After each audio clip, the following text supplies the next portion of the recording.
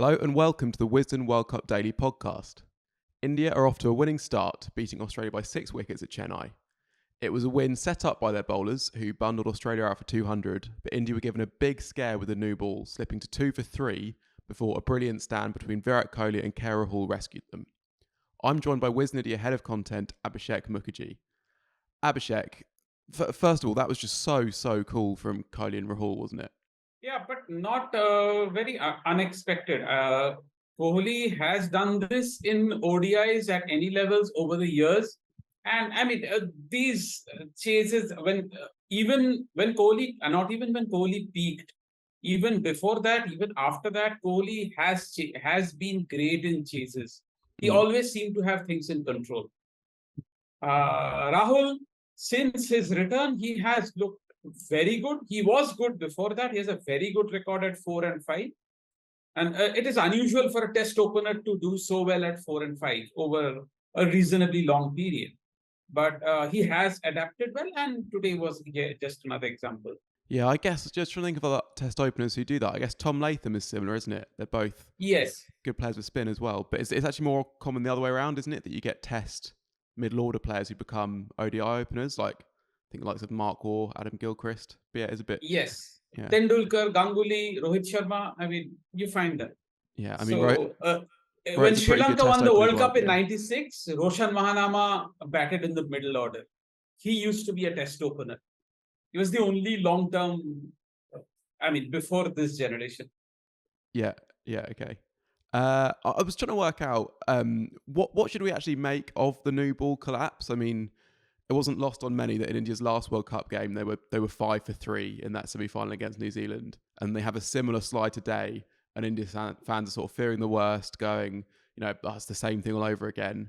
But I guess looking at actually what matters from it, Gill will come in for the next game, and Rohit just got a really, really good ball, and those are two brilliant new ball bowlers. So then you're down to Shreyas Iyer, but then his was probably the worst shot of the lot, chipping to extra cover. I guess I wonder, there was some suggestion that Rahul should just bat at 4 all the time. I don't know what you think about that, but I guess especially in this sort of situation when we just talked about Rahul being a brilliant test opener, maybe that's who you want setting the ship. And Shreyas Iyer is kind of in the team because he's so good against spin.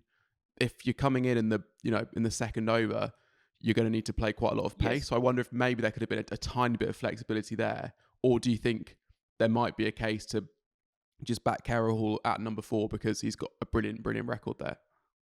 Yeah, but Iyer also has a very good record at 4. So yes, but what you said makes a lot of sense, because be flexible with 4 and 5 and use Rahul and Iyer at, essentially not decide their batting position based on the wickets that have fallen, but also on the overs and who the bowlers are.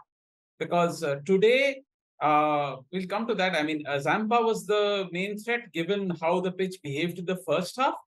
And I would have been more comfortable if Iyer had been saved for Zampa. Yeah, Rahul played Zampa pretty well. Yes. But as you just met on Zampa, I guess, India bowled brilliantly, and we should talk about their spinners as well. But do you think actually both captains misread the conditions? Rohit looked really, really unhappy to have lost the toss, and then Australia choose to bat first. But then Zampa was so much less effective than the Australia spinners, and it seemed like Dew was the big factor.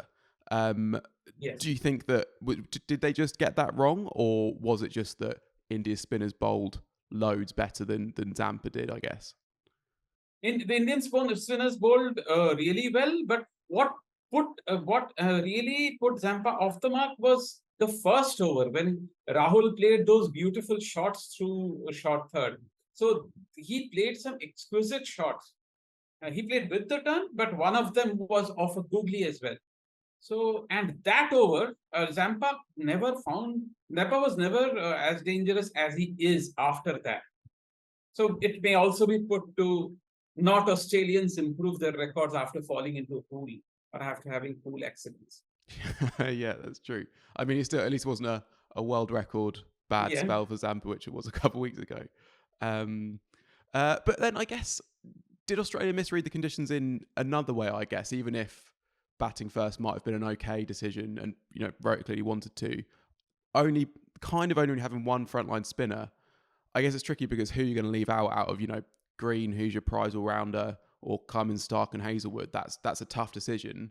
But equally, India's spinners were so good, and Australia, Maxwell, he's not a spinner of the class of Ashwin or Jadeja. I mean, who is? But like, is Australia's team balance right, do you think? Or do you think they need to look at it going forward?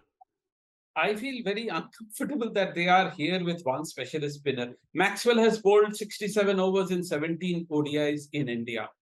That is 4 overs a match. That doesn't make him a frontline spinner. Mm-hmm. But so they are without a second spinner for the entire World Cup, not just for this match. So that because pitches like these will happen. There will be flat pitches. There will be pitches that assist seam. But pitches like this will also be there. And Australia today was against India, but Australia may be up on a pitch like this against Bangladesh or even Afghanistan. If it's a rank turner and against Afghanistan, Australia may still win, but it won't be easy. Yeah. It was interesting. Nathan Lyon saying today that kind of saying it almost like a come and get me plea to the Australia selectors. I mean, it's a little bit late for that because they've already picked the squad, but that's an intriguing option, isn't it? I mean, he's not a guy who plays loads of ODI cricket, but equally he is a very, very good spinner, and that might be what Australia need. And I don't know how it can work in terms of obviously the issue they've had is Ashwin Agar's been ruled out, but I guess they've got to try and find a way to get him in for an injury thing. I guess Head is injured, but I don't think they can bring him in for a player who is already injured. But that you wonder if a guy like that just go old school, pick a brilliant spinner, and see if that is a thing that can change your fortunes around. The one problem with that is what if Australia doesn't get another pitch like this? Mm-hmm. So that if they somehow pick Lyon for Head, then he becomes redundant if they don't run into another pitch like this. So that will be a big risk. But again, on the other hand, very few overseas spinners have bowled as good as Lyon. I know it's a different format, but very few overseas spinners have bowled as good as Lyon in India. So yeah, I mean, he has played only 3 ODIs in India, I think, but he has not been particularly. He has not exactly run through, but he has been very economical. So I'm not sure. I mean, it will be a massive risk to pick someone who has not played ODIs, but then India have also picked Ashwin. Yeah, true. Yeah.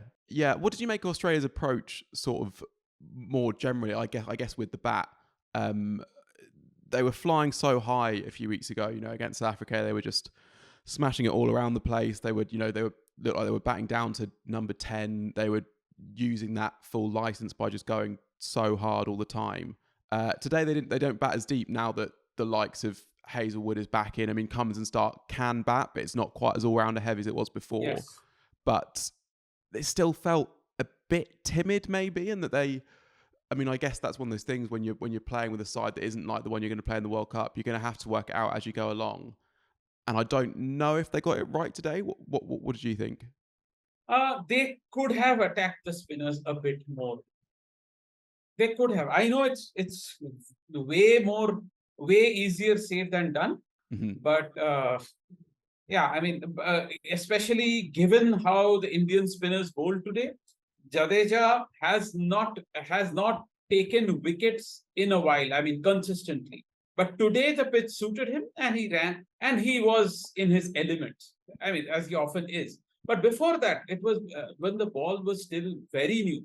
Ashwin bowled a ball that left Smith. It felt like a test match. I mean, we have seen that Ashwin do that in test matches. Beat the outside edge of the right-hander, of a very good right-hander like that. And once that happened, between then and when Jadeja got Smith, I think Smith was a bit hesitant to play his shot. And once the Smith-Labuschagne pair was, as long as Smith-Labuschagne were batting, they were still in it. But once that broke through, Jadeja took 2 in and over. After that, fell apart. Yeah, they were so good, weren't they? And and Ashton was brilliant. Coming back in, it's been so much sort of said and written about that in the past sort of few weeks. But he, just come in and bowl, almost like he's never been away. And there was on it feeling like a test match. There was a brilliant video someone did of the ball that Jadeja got Smith with that was maybe just about the ball of the game. That sort of It was also a brilliant setup, wasn't it? He bowled the first two of the over that little bit quicker, or the two balls he bowled him before that little bit quicker, and then this one was slower, so it had a bit more action on it, and Smith was groping forward but not quite far enough because it was slower, so it dropped that bit more, and it turns past, and you have Smith giving almost like one of his test match style reactions when he's been beaten by a really good one, where he sort of shakes his head, doesn't know what's happened kind of thing. But someone did a video with a dismissal from the Border Gavaskar Trophy early this year that was essentially identical, with the ball from Jadeja coming in and then switching to the coloured clothes halfway down, which was pretty clever. Abhishek, what was your moment of the game? I would say the Marsh's catch, the catch Marsh dropped of Kohli. I mean, had Marsh held the catch, it might have been a different result, because India will have to keep that in mind, because catches won't go down. It's also a point that India won't be 3 down for 2 every time, but catches won't go down early in the innings every time either. So yeah, I mean, that was probably the most important moment. Yeah, I think you're right in terms of importance. It was just a great sort of moment from a theatre point of view. I mean, Mitch Marsh has had such an amazing kind of few months, and he's normally such a safe fielder. A bit of a sort of a mix-up between him and Carey, and then you had Cummins' face as well afterwards. I don't think he was as angry as his face looked in the slow motion. I think he was more kind of just... It was a momentary flicker, but I don't think he was livid at Mitch Marsh. It didn't seem like that after the game, but it was just a great bit of TV. My moment of the game was also just another quite sort of almost comical moment, which is the winning shot in the game. And I think Rahul looked about as disappointed as it's possible to be when you've just hit one of the best bowlers in the world in Pat Cummins over extra cover for 6 to win a World Cup game, having been 2 for 3. Because... I'll tell you something. When India and Australia played in Chennai in 1987, that was also the World Tournament opener for both sides. So Australia scored 268, and at the interval, the umpires and the Australian side pointed out that one of Dean Jones's shots was actually a 6. It was given a 4. So, and India agreed to make it a 6, and Australia won by 1 run. So that day, Australia converted a 4 into a 6. Today, probably Rahul would have wanted to do it the other way around at the same venue. Yeah, that is amazing. Yeah, and I mean, it's funny, isn't it? Because cricketers will sometimes tell you that milestones don't matter, but I don't think Rahul was worried about the net run rate boost he would have got if he'd gone 4 then 4 or 4 then 6 rather than just finishing with the 6 right then. But yeah, that was but he did play brilliantly, and he is a brilliant player, and I guess he's one of those as well who, like, he's been talked about for so long as like maybe the successor or another player to be alongside the likes of Virat Kohli and Rohit Sharma, and there have been flashes of how good he can be, and it's never, I would say it's still the case, it's never quite clicked that he's dominated like a big series or a World Cup or something like that. And if he can do that this time, I mean, he's in brilliant form, he's a brilliant ODI player, that would just take him up a level in that kind of estimation among Indian batters, wouldn't it? Even in the 2019 World Cup, he did pretty well, given that he had to switch positions during the tournament. He was batting at 4, then Dhawan got injured and he had to open. But apart from that, and the Border Gavaskar Trophy 2016-17, Rahul doesn't have that one series that will be remembered as Rahul's series. So maybe I hope just that this one is it. So looking ahead now to the New Zealand-Netherlands game tomorrow, there's still no Kane Williamson for New Zealand, and we saw that Netherlands can be a dangerous team against Pakistan. Yes. I guess on that game, but also a bit more generally, we've now seen every side play once. I guess which side has most changed your opinion from the start of the tournament to this point, do you think? Difficult to say. I would say it would be New Zealand, because New Zealand have not had a very this year New Zealand lost a series in India. This year New Zealand lost a series in Pakistan. They have last month New Zealand lost a series in England. So essentially, New Zealand have not done well of late this year. But as we saw in the tournament opener, they have lifted the game and lifted it significantly. We probably expect, after England made that score, we probably expected New Zealand to win. We probably didn't expect them to win like that. This is a New Zealand we didn't expect, and teams will be wary, because they are also prepared to go the England to a 2019 way. Basically, make their batting as deep as possible and attack from as early as possible in the innings. So yeah, we'll be seeing more of this.